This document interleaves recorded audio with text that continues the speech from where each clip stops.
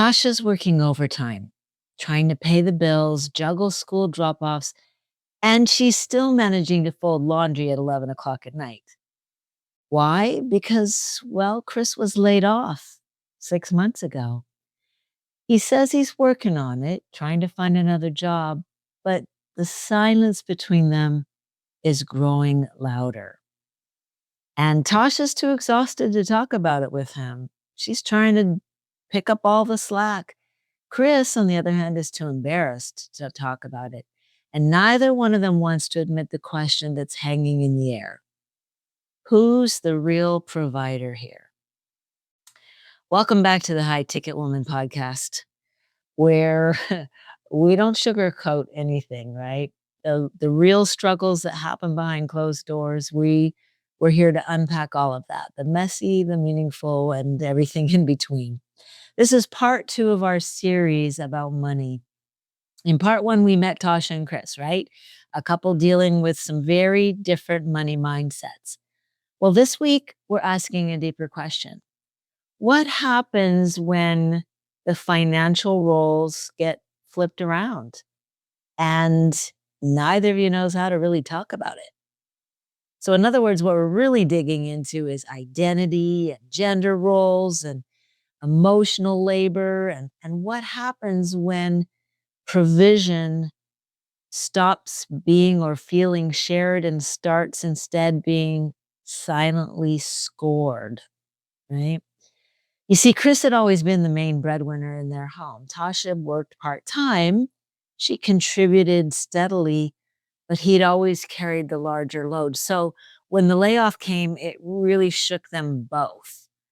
And Chris reassured her it was temporary. He said, he told her, I've got this. But then unfortunately, the weeks turned into months. You really struggled with finding work right away.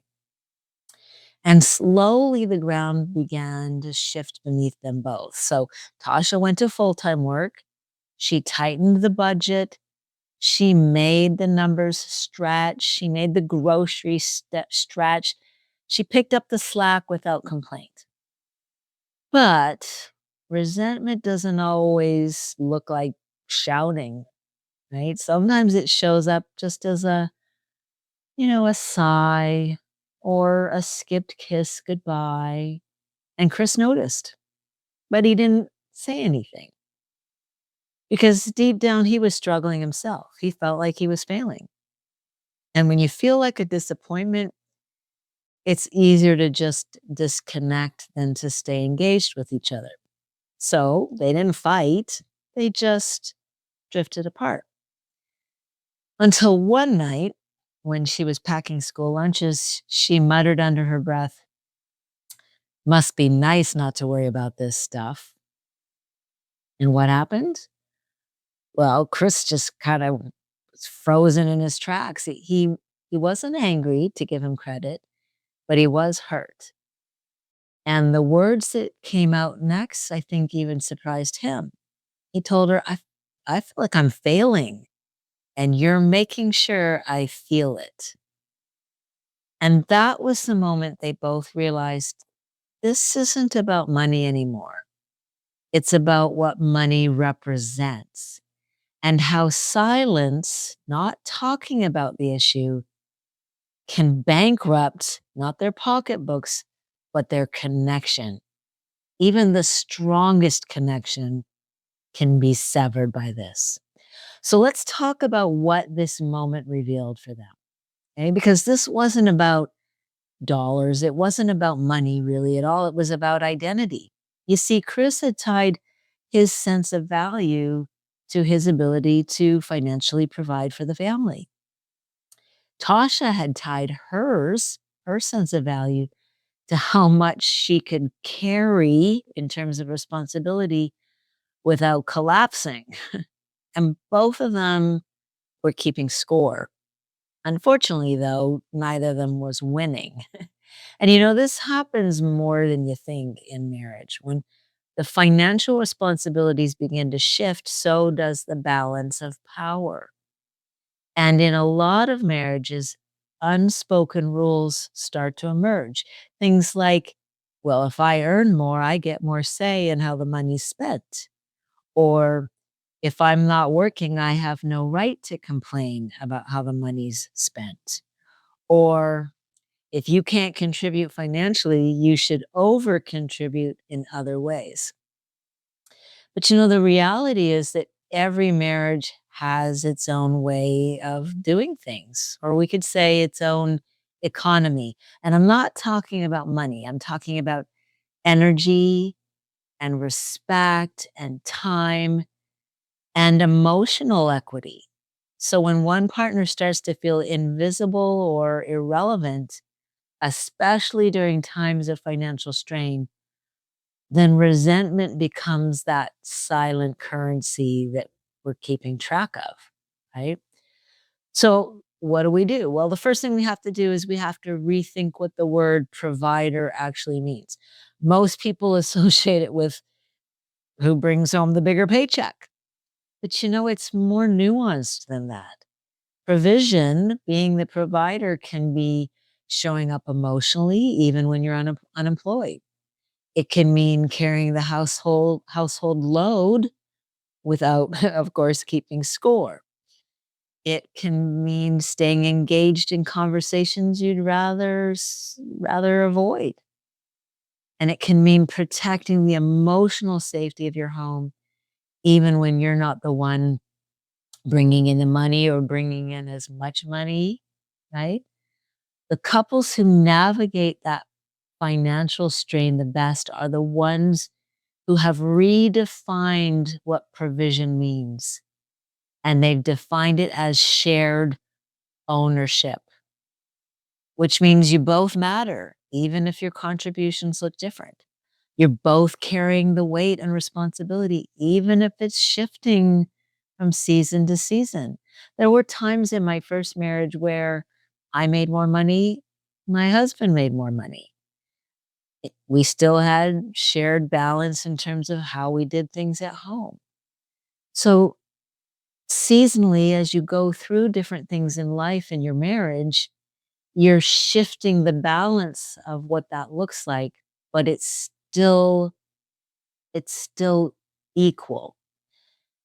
Shared ownership also means you're both communicating, not from a place of shame, but again, from that shared responsibility. So I want you to remember some things, especially if you're in a season like Chris and Tasha's, okay? First of all, what we've just talked about, being a good provider is more than just income. It's more than just what kind of a paycheck you bring home. It's also about presence, being present in the home, being supportive, and having that shared vision. If your partner is showing up in other meaningful ways, you need to honor that, even if money is tight. For example, if you guys have agreed to live on one salary and and then the other spouse stays home to care for children, that's equal shared responsibility, even though only one of you is bringing home the money. Okay. Another thing that's really important to keep in mind is that scorekeeping is a trap. It's going to get you in a lot of trouble ultimately because marriage isn't 50-50, it's 100, right? So your value isn't measured in the amount of money you bring home or the number of hours you work around the house, right? It's measured in how fully you show up when it really matters. And by the way, it matters every day. Another key takeaway is that you talk about the roles as early on as you can. I mean, ideally, you need to be talking about these things before you get married, but it's never too late to talk about them. And you definitely want to be talking about it before you start to resent it. Assumptions are dangerous. If you're expecting your partner to step up in a certain way, but you're not voicing that, well, resentment's going to grow in that space between your assumption and your silence. You've got to voice what you're really wanting and needing. Remember, respect and empathy go both ways. So if one partner is struggling financially, i.e., was the primary breadwinner and now is not, they don't need reminders, right? They need reassurance. And if you're carrying more of the load as a result, they don't they don't need to be told to suck it up, okay? They need support, they need encouragement. Um, Again, it comes down to what are you tying your identity to? And if you realize that your spouse has their identity and sense of self-worth tied up in something that's not healthy, you can help make them feel that they are bringing value even if they are no longer bringing home a paycheck or for the season that you're in. And that leads me to that final takeaway, which is, remember, this is a season that you're going through, okay? It's gonna shift again. That's just how life is. One day, you're gonna be the one who's out of work. Potentially, the next day, your spouse is gonna be out of work.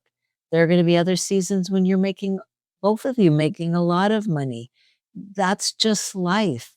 Money ebbs, money flows. What matters is how you move through those seasons together.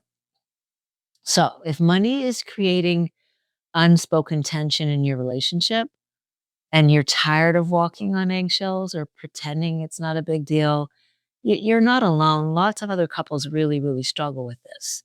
And that's why I created Marriage in Bloom, because I want to help couples navigate these hard seasons with honesty and openness, but also giving you a lot of really practical tools for how to move through those seasons and how to realign your value system and your decision making. So you'll learn in Marriage in Bloom, you'll learn how to do things like talk about money without shame or blame, and how to share the load without sacrificing your connection, and how to replace that silent pressure with instead partnering together with it purpose and intention. You don't have to carry this alone, and you don't have to stay in cycles that aren't working. So just reach out to me. Go to my website, debbiecottle.com, to learn more. Next week, we're going to wrap up this three-part series, and we're going to continue with Tasha and Chris's story. So until then, remember, being a good provider isn't about who's making more or who's doing more around the house. It's about who's still showing up every day, 100%. So if you found this helpful today, please take a moment to subscribe, share it with a friend, leave a review. And as always, thank you for being here with me today. It means a lot. Until next time, remember, you don't have to be perfect. You just have to be teachable.